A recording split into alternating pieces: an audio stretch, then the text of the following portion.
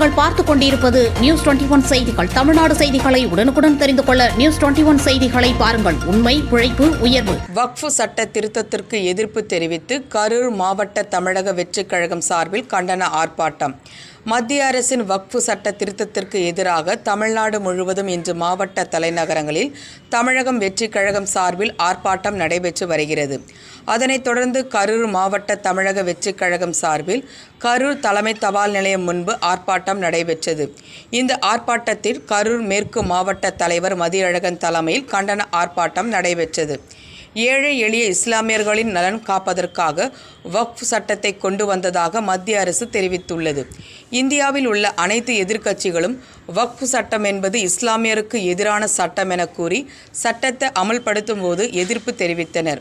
ஆயினும் அதனை மீறி சட்டம் இரு அவைகளிலும் நிறைவேற்றப்பட்டது.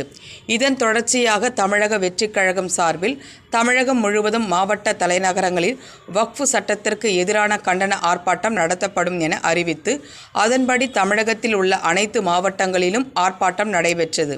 இந்த ஆர்ப்பாட்டத்தில் கரூர் மேற்கு மாவட்டத்தை சேர்ந்த கட்சி நிர்வாகிகள் சுமார் 200க்கும் மேற்பட்டோர் கலந்து கொண்டு மத்திய அரசின் வக்ஃப் சட்டத்திற்கு எதிராக கண்டன கோஷங்களை எழுப்பி ஆர்ப்பாட்டத்தில் ஈடுபட்டனர். நியூஸ் 21 தமிழ்நாடு செய்திகளுக்காக கரூர் மாவட்ட செய்தியாளர் சதீஷ்.